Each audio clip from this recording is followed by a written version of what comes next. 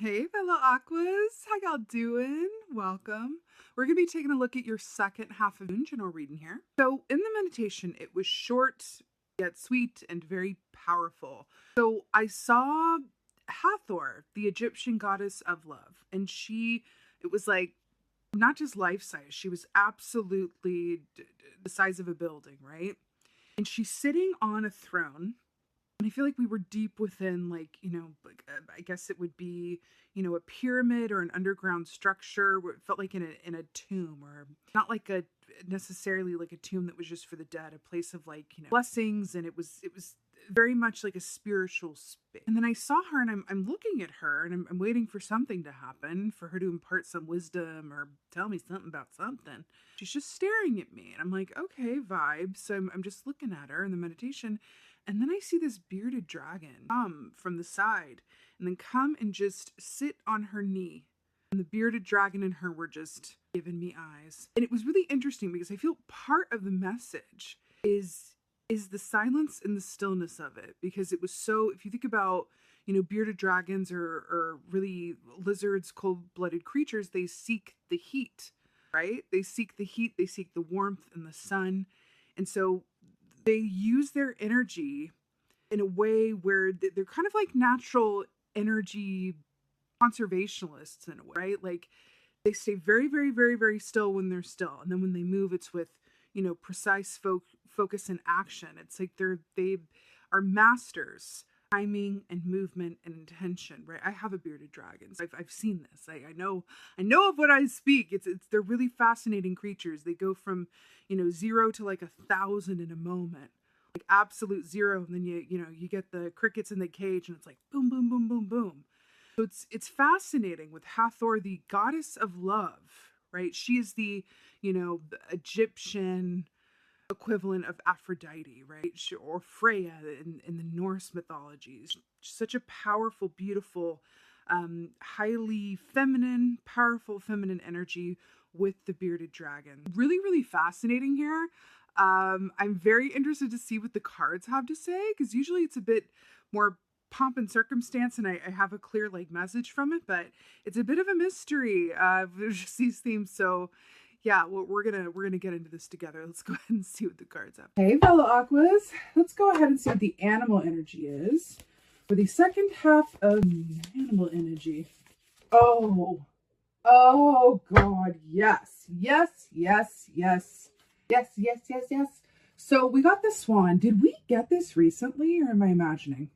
Anyway, the swan is so brilliant because we've just shown up in our own reading, because the swan energy equates to or corresponds to the star key in the Taro, which is us. We are the star key in the Taro. So we're here at the top of the reading, which is so brilliant. Oh, I'm so here for it.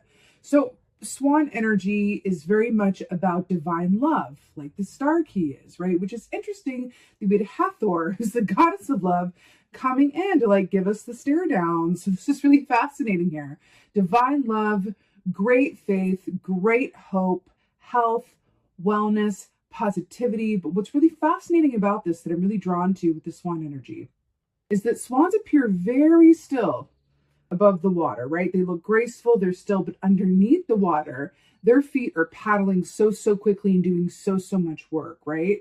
So that's really fascinating that we saw this bearded dragon, which is, it looks to be so still sometimes. It's like, are you alive? It's that level of stillness. But really, there's a lot going on within them. They are so actively conserving their energy, right? So it's really interesting, appearances versus what's actually happening or sort of a dichotomy of energies there. It's really, really fascinating. But swan, the star, doesn't get better than this. Also, the fact that we are going from Gemini season into Cancerian season, we're in the time of the summer solstice. Hello, for the second half of the moon, which is a very watery time.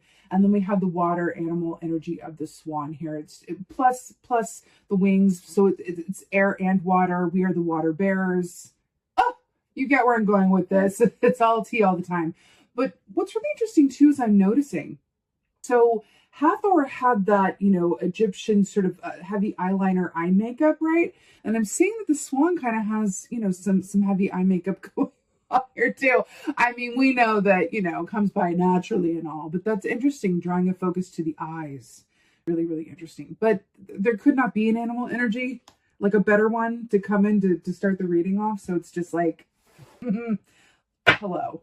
This is going to cast a starry, beautiful glow over everything that comes out. So it's really, really beautiful to see. Really, really beautiful. All right. What is going on for Aquarius for a second? Oh, yes. I like it so much. Can you see that? Okay. So we have the Three of Wands here. So this is really brilliant. So remember, the wands rule the realm of the actions that we do or don't take around the work that we love to do or our interpersonal relationships about which we're passionate, right? It's about action. It's about movement. Interesting. Stillness versus movement, right? Now, Three of Wands is so brilliant. I love it so much because like Two of Wands is dreaming up, what could be and what's to come. It's kind of like that pot where everything is thrown in and things are cooking and brewing, right? You are imagining things, you're starting out, you're setting things forward, you're going about things without necessarily knowing, what's going to happen. Then Three of Wands comes in, and other people, whether this is like, a following, agent, friends who recommend you, bosses, whatever, whoever, starts noticing what you're doing and wants to jump on board to support you and help you. That's why Three of Wands is so amazing. It's got kind of this merchant energy or this benefactor energy, because it says like, you have done everything that you can do on your own up until this point. You have successfully applied the Two of Wands lifestyle. Now, this is you, right? This is us. Now someone is swooping in and going, hey, I want to be a part of that. Hey, can we, how about what if we collaborated? Hey, what if I sponsored you? Hey, what if I recommended you to this person that I know that is looking for someone who does what you do? Or hey, what if I put this forward to this publisher because I just think it's a perfect, whatever this is. This could even be someone who through word of mouth hears about what you're doing and goes, hey, like, is there any way that I can help you? Because I'm really feeling what you're doing and I want to be a part of it in any way. Oh, it's so, so good. What is that? Another way of like thinking about the Three of Wands as well is if you build it, they will come. I really, really like it. It's really, really beautiful. It's really, really beautiful. Let's see what else is going on. Oh God, why do I feel? Yes. Before we talk about it, why do I feel like something is about to come into fruition or about to come down the line, like wishes granted with the star energy here, that you have really set yourself up for nicely to receive? Why do I feel that? It feels really strong though. King of Wands. So brilliant. More wands here. Now, why I'm so obsessed with this, especially because I got to go back to the bearded dragon aspect of this, is that snake. We're talking about cold-blooded creatures that seek the heat, the snake here.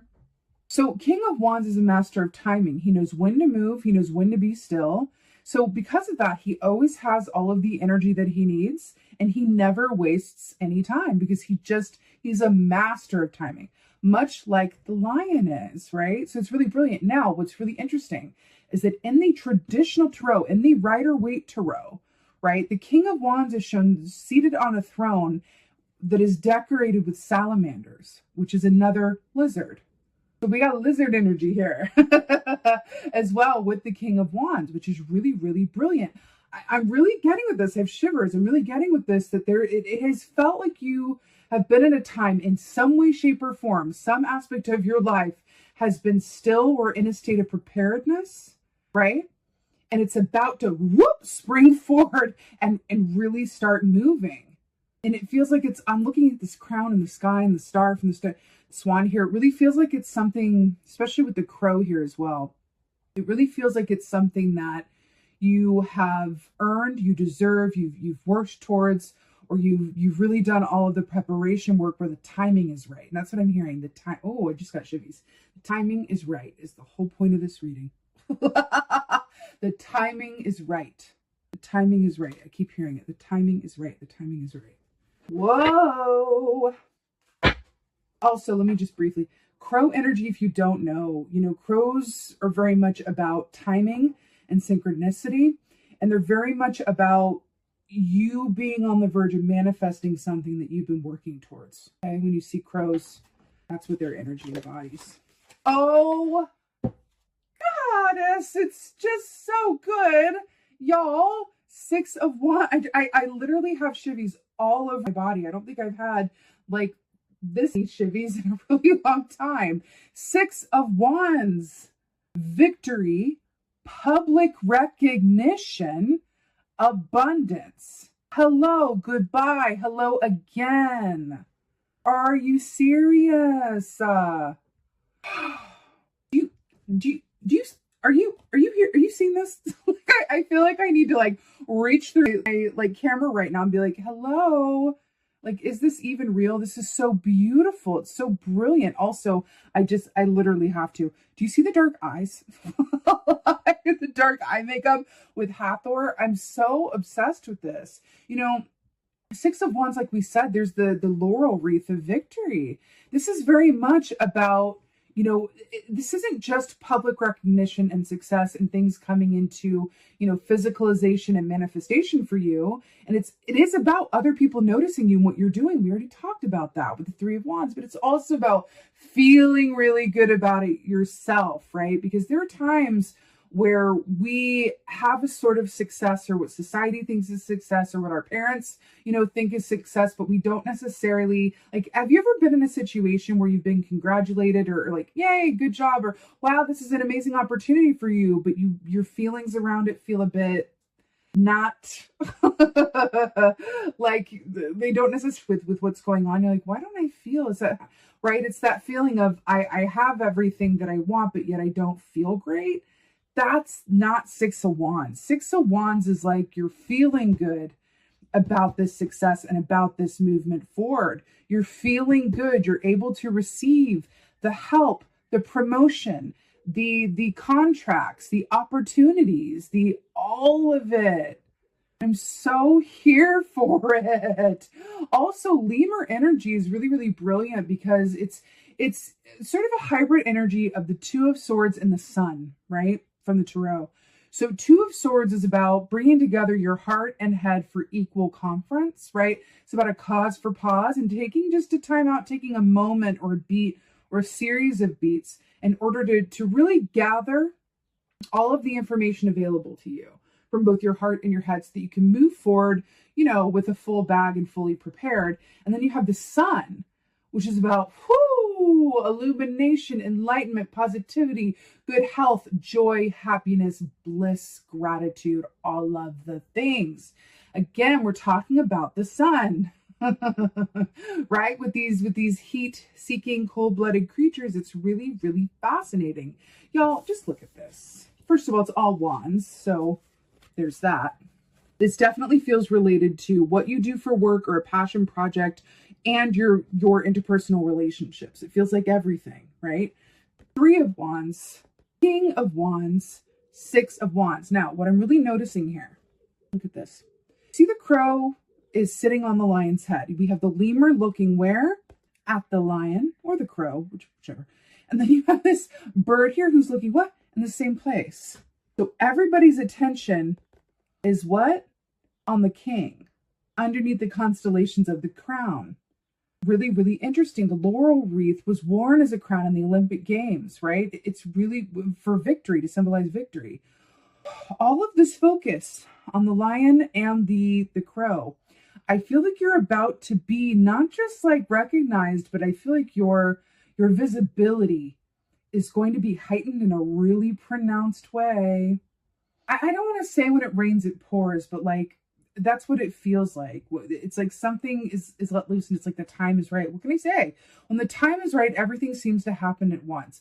Abundance, the energy of abundance doesn't really care if it's a lot at one time. It's like one energy feeds the other, right? Things start to happen. You feel really good about it, which allows more things to happen. So when you're an attraction magnet, that's what it is. That's why they say when it rains, it pours. That's where that comes from. That's how the energy behind that works, right? One energy attracts another of its likeness, right? Ooh, I have shivers and the time is right.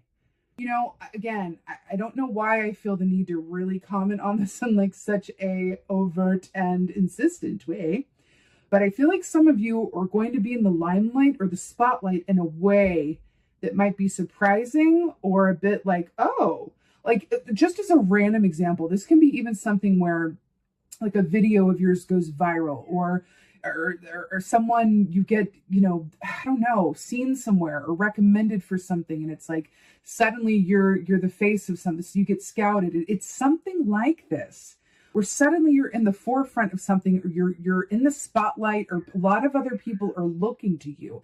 This could even be in your place of work. You know, the boss, you know what they're showing me?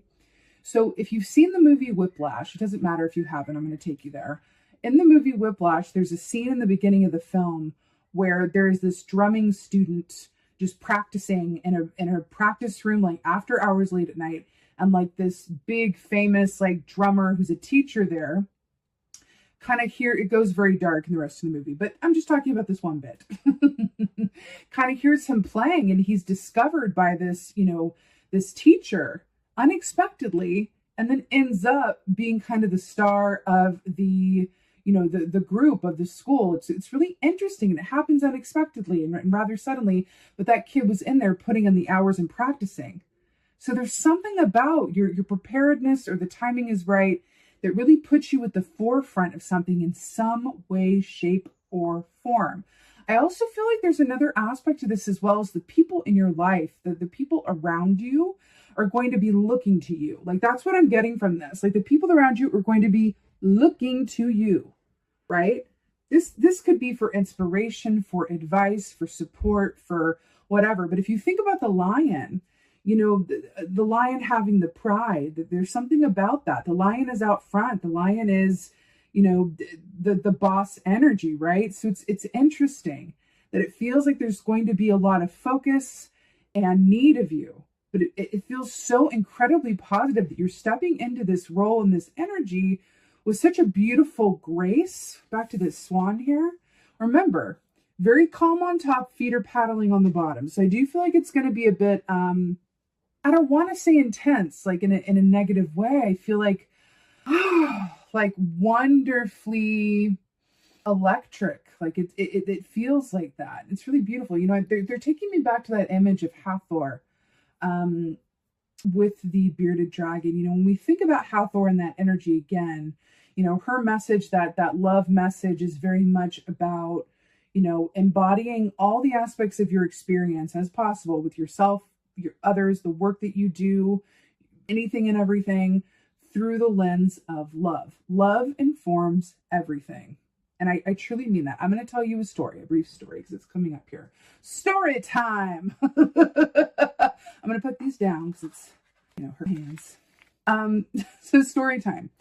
I was in a cafe when I was about 18 years old. Or I remember it was, if anybody knows Madeline's, it was like a franchise chain anyway. I don't even know if they exist anymore. But anyway, I was getting me French onion soup. And I was at La Madeleine's, and I was sitting, and I overheard what I found out to be a professor and his student from the local university. And they were having a debate. The professor had introduced a concept and said, everything that we do as humans is for love. Everything that we do, our common motivator for anything and everything is to be loved. And this student said, no, but what about this? And no, but what about this? Surely that's not to be loved. And for every single example that this student brought up, the professor said, no, look at this, look at this, look at this. And I'm hearing that right now with Hathor and the bearded dragon, the bringing love into the experience and really being aware of that feels incredibly important somehow. You know, love is something that informs so much. And we can look at it through a bunch of different lenses. But even if we look at a situation where someone, going back to that previous example, when someone is in a life where they, you know, other people think it's really great and on paper it looks really great, but there's no love in it for them. They don't really love what they do. They don't love getting out of bed in the morning to go do it. right? Then there's no love in it. And therefore, that's not their highest and best path. And that's not, a life necessarily that they're going to look back on and go, yes, I did that. You know what I mean? So I feel like that's a question within this, the time is right. There's something about that love aspect where you're going, okay, let's just look at the love in each of our experiences, in our dreams, in our hopes and goals, and our tasks, and the things that we don't necessarily want to do. Where's the love in it? Where's the love in it? Because that feels like it's very much the context and the beacon and the guiding light and the filter, I want to say. It's like a love filter over everything. And that feels incredibly important. I'm getting a little signal like going, don't try to over explain or over understand it. It's just kind of leave it there and know that this is going to play itself out to greater understanding on an individualized basis for each and every one of you watching this. But there's something in that for you. And really take that, conversation that I overheard in that cafe all those years ago. And really think about that for yourself. Where is the love in your situation? And how can you, take that love and really apply it to as much as possible, whenever possible. When in doubt, where's the love? That's the question. When in doubt, where's the love? And again, back to this aspect of, the time is right. I am telling you, there's an aspect of wish fulfillment to this. Remember that I said that the swan was going to be casting a glow over all the cards? There's an aspect of wish fulfillment to this. Remember, the star is also about, being in the spotlight. I have a teacher who, whenever she gets the star key in a reading, it's always her signifier that someone's about to be famous or really in the spotlight.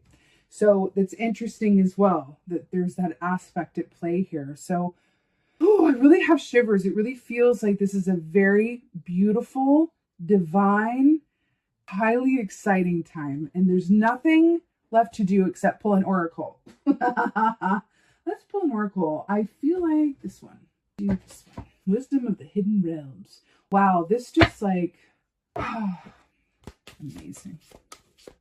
It's so nice when it's like peaches and cream and everything nice. Oh my God. Yes. Okay. So we got two. I got one that came out and one that was on the bottom, like shifting forward. So I'm going to start with this one. I literally can't. Okay. The Lady of Lightning. Surprises sometimes shock, total paradigm shift. Number 5. Surprises sometimes shock, total paradigm shift. What did I say? That things are about to I really get interesting. What's really interesting is that we have these sources of light here. We're talking about being in the spotlight. Now, let me talk about the energy of this key. First of all, number 5. 5 plus 3 is 8. 8 is the number of material wealth and abundance, which is going to lead us to our second key over here. But I'm going to wait on that for a second. So with the Lady of Lightning, whenever this comes up, this is very much about that saying of, God, I feel like this just happened overnight, or God, I feel like this happened so quickly. This is the positive energy of the Tower key, meaning this is when the tower, it doesn't fall, it suddenly shoots up 6 stories. That's what this is, and it's so brilliant. This is when it's like, oh my God, this is happening. This is happening now. Oh my God, right? So are there stars? Yeah, those stars in the sky. This is such a beautiful, beautiful energy. We're going to go from one place to another, seemingly quickly or all at once, but really it's not. Really, it's something that you've put the work in with the 3 of Wands, and that is within your path to receive with the Swan energy. I'm telling you, this is going to be something that is surprising in nature, and it's really, really brilliant, which leads us to our second oracle, which I'm so here for. The Diamond Dreamer. Material wealth, true prosperity. Number 6, which goes to the 6 of Wands. Now, let's talk about this. There is an Egyptian vibe on this. Do you see these, Anubis? Can you see this? These Anubis heads? And then there's this Egyptian, well, he looks like a genie, but anyway, it's really interesting. Look at his eye makeup. I'm just going to point out all the dark eye makeup, but there's something There's something about that and really fascinating. So Diamond Dreamer, material wealth, true prosperity. These are things coming into physical fulfillment and manifestation. This is like leveling up in such a way where suddenly you had more than you did before. And you're like, okay, yes, I will take that advance. Okay, yes, I will take your kind offer. Okay, yes, I will agree to this, which will give me a raise. Oh, yes, I will like agree to this, which gives me like a new car, a company car. This is that level. And I'm so here for it. This is absolutely what we've been talking about. Are you saying this is so amazing, Aquarius? I'm so excited about this. It's really beautiful. You know, also the fact that we're going into the time of the summer solstice, it's a really beautiful opportunity where it's equal times, you know, light and dark. It's a really beautiful opportunity, especially with this lemur energy is making me think of it in the double swan, to kind of stop and look and go, okay, where's the love in it? Where's the love for everywhere that I've been?